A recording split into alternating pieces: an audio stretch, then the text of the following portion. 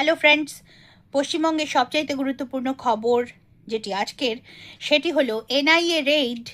যাদবপুর ইউনিভার্সিটির একজন প্রাক্তন ছাত্র, একজন গবেষক এবং একজন স্কুল শিক্ষকের ওপর ন্যাশনাল ইনভেস্টিগেটিং এজেন্সির একটা তল্লাশি চলেছে এবং সেই তল্লাশি রিপোর্টেডলি শুরু হয়েছে আজকের দিনে, অর্থাৎ বৃহস্পতিবার ভোর 4:30 থেকে। এবং আমরা যেটা জানতে পারছি সেটা হচ্ছে যে এই তিনজনের বিরুদ্ধেই অভিযোগ পূর্ব ভারতে মাওবাদী আন্দোলনকে রিভাইভ করে তোলার একটা প্রয়াসে এরা তিনজনেই জড়িত আছে বলে অভিযোগ।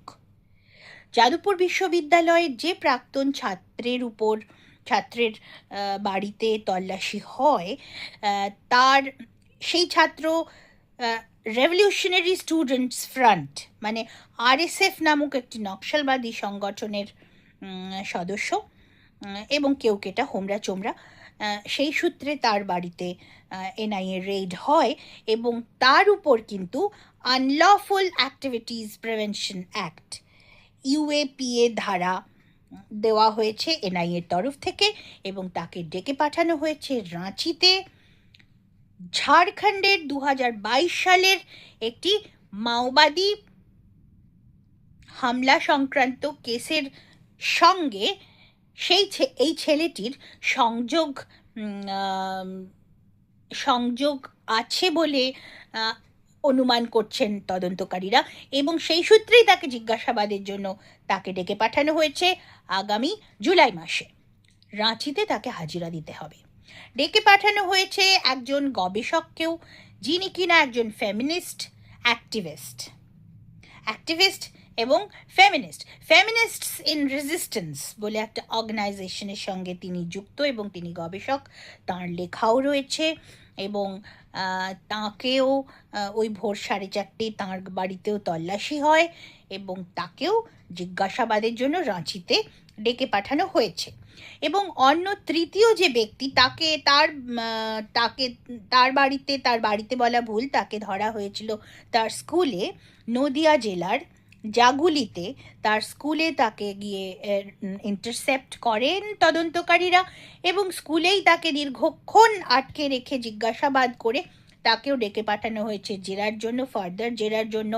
তিনি কৃষক সংগ্রামী মঞ্চের সদস্য এবং শুধু তাই নয়, সারা বাংলা ভোটাধিকার রক্ষা কমিটি বা এরকম একটা, মানে বেঙ্গলে এসআইআরের পর যে সমস্ত মানুষদের নাম ভোটার তালিকা থেকে বাদ পড়েছে তাদের স্বার্থে আন্দোলন করছে একটা সংস্থা যেটার নাম সারা বাংলা বিচারাধীন ভোটার মঞ্চ বা এরকম একটা কোনো নামের একটা অর্গানাইজেশন। সেই অর্গানাইজেশনের সঙ্গেও এই ভদ্রলোক যুক্ত, যার নাম সুকুমার কয়াল, গবেষকের নাম ঝিলম রয় এবং সেই আরএসএফের যে ছাত্র, আরএসএফের যে মেম্বার, তার নাম এই মুহূর্তে আমার ঠিক মনে পড়ছে না, তথাগত রায় চৌধুরী, তার নাম তথাগত রায় চৌধুরী, রাইট? সো এই তিনজনের বিরুদ্ধে এবার এই তিনজনের প্রত্যেকের বিরুদ্ধেই অভিযোগ। এরা প্রত্যেকেই কিন্তু এসআইআর বিরোধী অ্যাক্টিভিজমে অংশ নিয়েছিল এবং এই এসআইআর বিরোধী একটা অ্যাক্টিভিজমে পার্ক সার্কাসে একটা সিট ইন প্রোটেস্ট আয়োজন করেছিল এই ঝিলম রয় হয়েছিল পার্ক সার্কাসে এসআইআর বিরোধী একটি সিট ইন প্রোটেস্টের প্রধান উদ্যোক্তা। এই বিষয়ে আমরা মনে করতে পারবো রিমঝিম সিনহা বলে এইরকমই একজন অ্যাক্টিভিস্ট, কিন্তু আমরা জানি অভয়ার মৃত্যু বিরোধী আন্দোলনটা, রাত দখল আন্দোলন প্রধানত যে অর্গানাইজ করেছিল সেই ব্যক্তিও ছিলেন একজন মহিলা, মেয়ে রিমঝিম সিনহা। সিমিলারলি এই এসআইআর বিরোধী আন্দোলনের যে সিট ইন প্রোটেস্ট, পার্ক সার্কাসের যে সিট ইন প্রোটেস্ট হয়েছিল ধর্না, সেই ধর্নারও মুখ্য আয়োজক হয়েছিলেন এই ঝিলম রয় এবং এই তথাগত রায় চৌধুরী বা ঝিলম রয়, এরা উভয়েই এনআরসি বিরোধী আন্দোলনেরও এক উল্লেখযোগ্য মুখ হয়েছিলেন। এবং এই যে সুকুমার কয়াল, মানে যিনি কিনা শিক্ষক, স্কুল শিক্ষক, তিনিও কিন্তু কৃষক সংগ্রামী মঞ্চ এবং ওই সারা বাংলা ভোট বিচারাধীন ভোটার মঞ্চ ইত্যাদির একজন সঙ্গে সংশ্লিষ্ট। অর্থাৎ আমরা আন্দাজ করতে পারছি যে এসআইআর এর বিরুদ্ধে যারা একটা গোটা পশ্চিমবঙ্গকে একত্রিত করে ব্যাপারটা একটা গোলমাল, একটা বৃহত্তর হিংসার আগুন এবং প্রাদেশিক হিংসার আগুন যারা জ্বালাতে চেয়েছিল, এই লোকগুলো তার সঙ্গে জড়িত ছিল বলে আন্দাজ করতে পারা যায়। কারণ আমরা জানি যে জুডিশিয়াল অফিসারদের ওপর হামলা হয়েছিল মালদাতে। শেষ পর্যন্ত একটা ভয়ঙ্কর জুডিশিয়াল অফিসারদের ওপর একটা ভয়ঙ্কর হামলা হয়েছিল মালদাতে। অর্থাৎ এসআইআর বিরোধী এই সমস্ত এফার্ট শেষ পর্যন্ত কিন্তু মালদার ঘটনাতে গিয়ে, প্রথমে মুর্শিদাবাদ এবং তারপর মালদার ঘটনাতে গিয়ে সেটা কালমিনেট করে। এবং সেটা কিন্তু একটা মানে নির্বাচন কমিশন যদি উপযুক্ত সময়ে প্রোঅ্যাক্টিভ না হতো, তাহলে একটা প্রাদেশিক হিংসার আবহ গোটা পশ্চিমবঙ্গ জুড়ে শুরু হয়ে যেত, এটা আন্দাজ করা যায়। অর্থাৎ ঠিক যেভাবে ঝাড়খণ্ডের 2022 সালের একটা মাওবাদী হামলার ঘটনার সঙ্গে এদের সংযোগ আন্দাজ করা যাচ্ছে, ঠিক সেই একইভাবে এসআইআর প্রক্রিয়া চলাকালীন পশ্চিমবঙ্গেও এরা একটা হিংসার ঘটনা হয়তো স্টেজ করবার চেষ্টা করেছিল, ঠিক যেরকম আমরা দেখেছিলাম মহারাষ্ট্রের ভীমা কোরেগাঁওয়ে। হতে পারে যে এরা সেই রকম একখানি হিংসার ঘটনা তৈরি করার প্রয়াস করেছিল, যে প্রয়াসকে সফল হতে দেওয়া হয়নি। অর্থাৎ সেখানে সমস্ত ফ্রন্টের তরফ থেকে এবং ইলেকশন কমিশনের তরফ থেকে একটা প্রোঅ্যাক্টিভিটি ছিল বলে আমরা সেই ঘটনাটাকে প্রিভেন্ট করতে পেরেছিলাম। এই বিষয়ে আরও একটি তথ্য আমার মনে হয় এখানে আমাদের উল্লেখ করা যেতেই পারে। সেটা হলো ঝাড়খণ্ডের যে মাওবাদী হামলার সঙ্গে এদেরকে সংযুক্ত বলে সন্দেহ করা হচ্ছে, সেই রকম ঝাড়খণ্ড থেকে এইরকমই একজন মাওবাদী নেতাকে গ্রেফতার করেছিল এনআইএ। যতদূর আমার মনে পড়ছে সেই মাওবাদী নেতার নাম ছিল বাচ্চা সিং। বাচ্চা সিংও কিন্তু ওই কোনো কৃষক মজদুর সংঘ নামক কোনো এই ধরনের কৃষক মজদুর মঞ্চ বা এই ধরনের একটা কোনো অর্গানাইজেশনের সঙ্গে যুক্ত ছিলেন।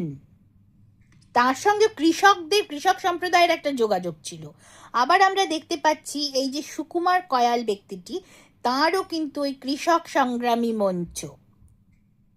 এবং এই আজকে যে পশ্চিমবঙ্গের এই যে ঘটনাটি, এটা খুবই একটা খুবই গুরুত্বপূর্ণ, খুবই সিগনিফিক্যান্ট একটা মোড় পশ্চিমবঙ্গের রাজনীতিতে।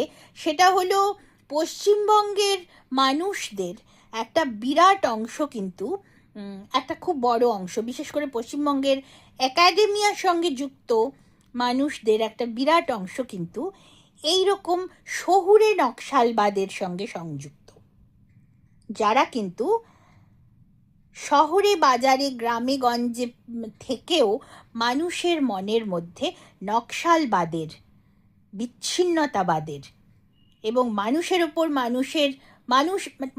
লাঠি যার মাটি তার মতবাদের, জোর যার মুলুক তার মতবাদের বীজটা বপন করে চলেন। নকশালবাদ অর্থাৎ বিচ্ছিন্নতাবাদ, অর্থাৎ জোর যার মুলুক তার বাদ, লাঠি যার মাটি তার বাদ, নকশালবাদ মানে এইগুলো। তো এই সমস্ত মতবাদের, এই সমস্ত একেবারে মধ্যযুগীয় আমরা বলবো বা প্রাচীন যুগে বা আদিম জঙ্গলের রাজত্বের মতবাদ দের বীজ যারা বপন করেন, তারাই কিন্তু শহুরে নকশাল। এবং পশ্চিমবঙ্গের জনগণের একটা বড় অংশ একাডেমিয়ার সঙ্গে যুক্ত এবং কর্পোরেট সেক্টরেও ভালো চাকুরিরত সম্প্রদায়ের মধ্যেও এক অংশ এই শহুরে নকশালবাদের সঙ্গে যুক্ত। এবং আজকের ঘটনায় এই শ্রেণীর 3 জন মানুষকে এনআইএর গ্রেফতার করার সঙ্গে সঙ্গেই আমরা আশা করতে পারি যে পশ্চিমবঙ্গে শহুরে নকশালবাদের ওপর কড়া আক্রমণ আসতে চলেছে, এবং সেটা যদি হয় তাহলে পশ্চিমবঙ্গের মানুষ সত্যিকারের মুক্তির সন্ধান তবেই দেখতে পাবে। কারণ পশ্চিমবঙ্গের মানুষের মধ্যে যত রকমের মানসিক গোলযোগ এবং চিন্তাভাবনাগত গোলযোগ আমরা দেখতে পাই, যে কোনো জিনিসের একটা অতি রাজনীতিকরণ করার যে প্রবণতা আমরা দেখতে পাই, সেটা আদতে এই শহুরে নকশালদের প্রভাবেই ঘটে থাকে। সুতরাং শহুরে নকশালদেরকে যদি আমরা সঠিকভাবে, যদি সরকারের তরফ থেকে, রাষ্ট্রের তরফ থেকে যদি তাদেরকে সঠিক রাস্তায় নিয়ে আসা সম্ভব হয়, তাহলে অবশ্যই পশ্চিমবঙ্গের মানুষের প্রকৃত মুক্তি ঘটবে, এই আশা করা যায়। এইটুকু বলার জন্য এই video. Thank you very much.